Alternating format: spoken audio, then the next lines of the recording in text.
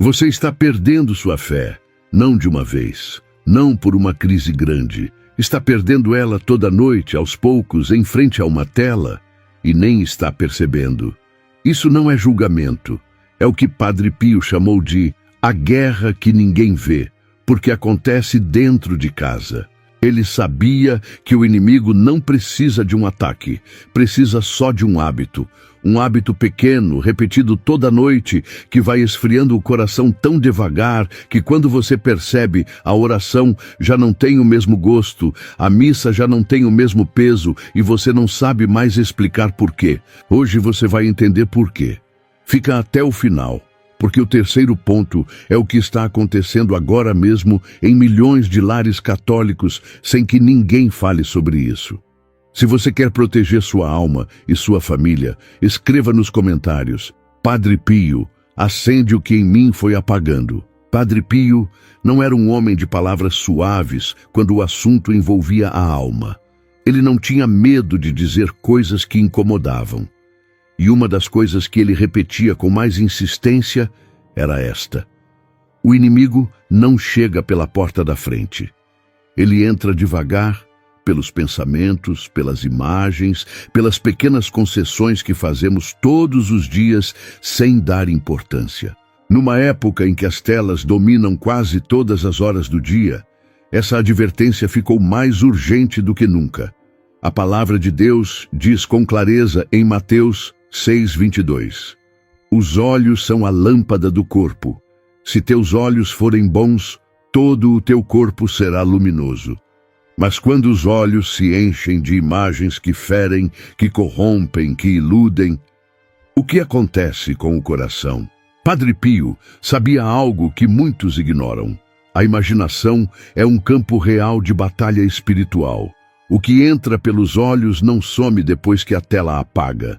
Fica, molda pensamentos, cria inclinações. E com o tempo, o que era só curiosidade pode se tornar hábito, e o hábito pode se tornar prisão.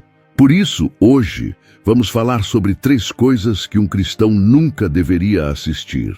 Não para criar culpa, mas para acender uma luz dentro de você sobre escolhas que talvez você esteja fazendo sem perceber as consequências. A primeira coisa é aquela que parece mais inofensiva, e justamente por isso é a mais traiçoeira.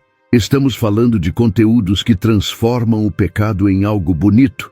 Séries, filmes, novelas que pegam a traição e a embrulham em música emocionante.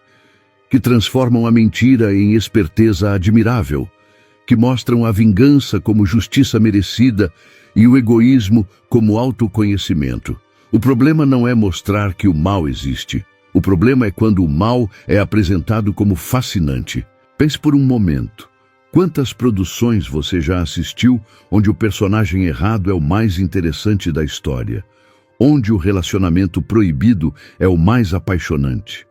Onde quem faz o bem parece ingênuo e quem viola as próprias convicções é chamado de humano? Isso não é coincidência. É construção. Quando o pecado é embalado com trilha sonora e boa fotografia, a consciência começa a se ajustar, devagar, sem alarde. Aquilo que antes causava incômodo passa a parecer compreensível, depois natural, depois até desejável. É uma erosão silenciosa, não uma explosão. Padre Pio disse certa vez que as maiores quedas da vida espiritual não começam com um crime. Começam com uma pequena concessão, um conteúdo a mais, uma cena que você deixa passar, um episódio que você só vai assistir para ver como termina. E o coração vai se acostumando, vai perdendo a capacidade de se indignar com o que Deus chama de pecado grave. Você não precisa deletar todas as suas plataformas de streaming amanhã, mas precisa se fazer uma pergunta honesta antes de apertar o play. Isso aproxima minha alma de Deus ou me afasta? Isso edifica meu coração ou vai embutindo nele uma visão de mundo que contradiz o que eu professo acreditar? Essa pergunta simples assim pode ser o começo de uma limpeza espiritual que você nem sabia que precisava. A segunda coisa que um cristão não deveria assistir tem a ver com pureza. E aqui preciso pedir que você não pule essa parte imaginando que não é com você. Porque não estamos falando só do explícito. Estamos falando do insinuante, do provocativo, das cenas que não chegam a ser proibidas, mas que foram cuidadosamente construídas para despertar o que não deveria ser despertado. O olhar que demora 1 segundo a mais. O diálogo que tem 2 sentidos. A imagem que parece inofensiva, mas não é. Muita gente chega até mim com uma queixa parecida. Eu rezo, mas não sinto mais nada. A missa parece vazia, o rosário ficou mecânico. E quando a conversa avança, aparece sempre um padrão. Hábitos de consumo que foram se instalando sem que a pessoa percebesse a conexão.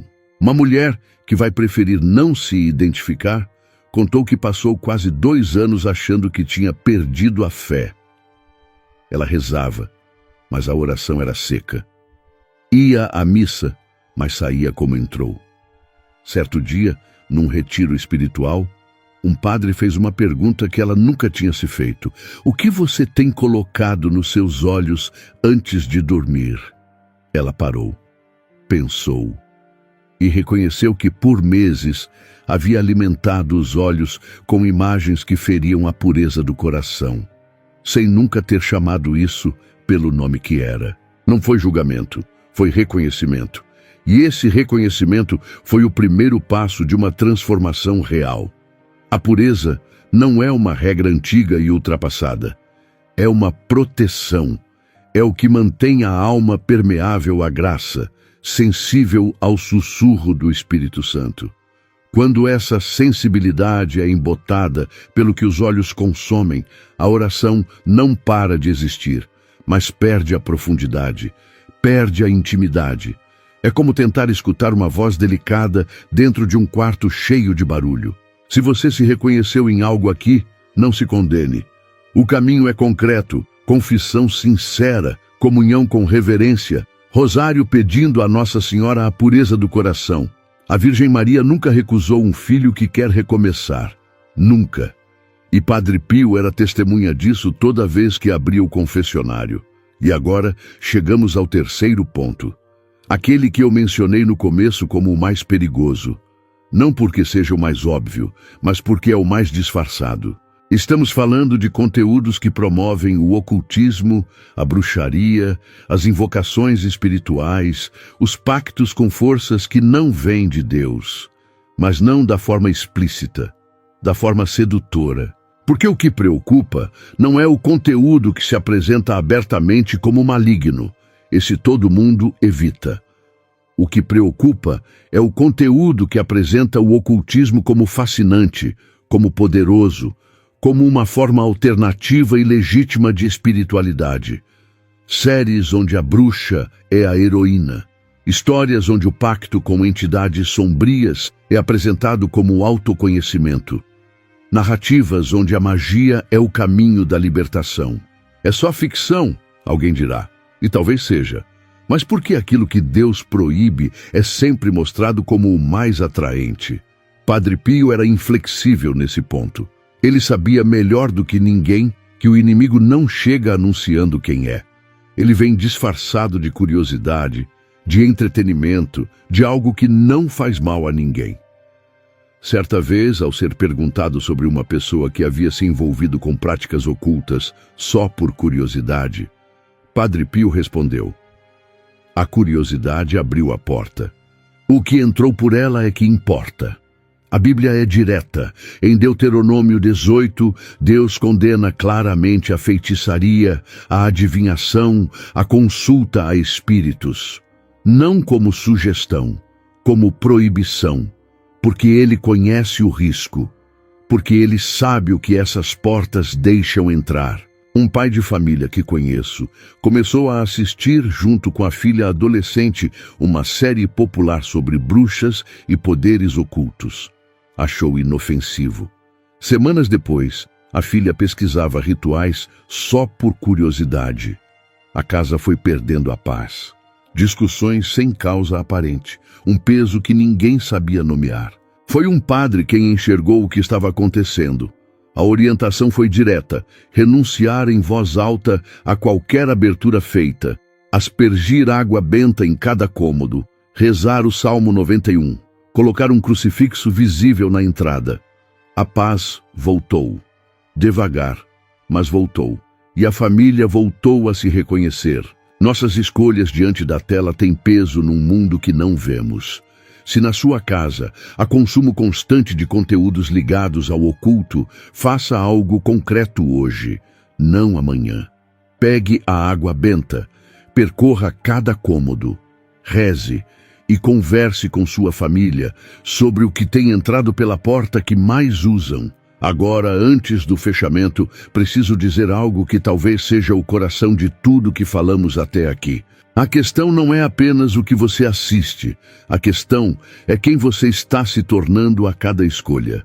Porque somos moldados pelo que contemplamos, pela repetição do que colocamos diante dos olhos e do coração. Isso não é julgamento, é simplesmente a natureza humana.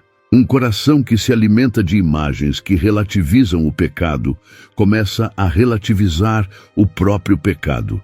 Uma alma que se alimenta de impureza perde a delicadeza necessária para ouvir o sussurro do Espírito Santo. Um espírito que normaliza o contato com o que não vem de Deus vai perdendo, camada por camada, a capacidade de discernir o que é luz e o que é sombra. Padre Pio resumiu tudo numa frase que vale carregar com você hoje: guarda os sentidos e você guardará a alma. Simples assim, mas profundo demais para ignorar. Não se trata de viver com medo. Não se trata de transformar a fé em uma lista de proibições. Trata-se de discernimento, de olhar para o que você consome e perguntar com honestidade: isso me aproxima de quem eu quero ser?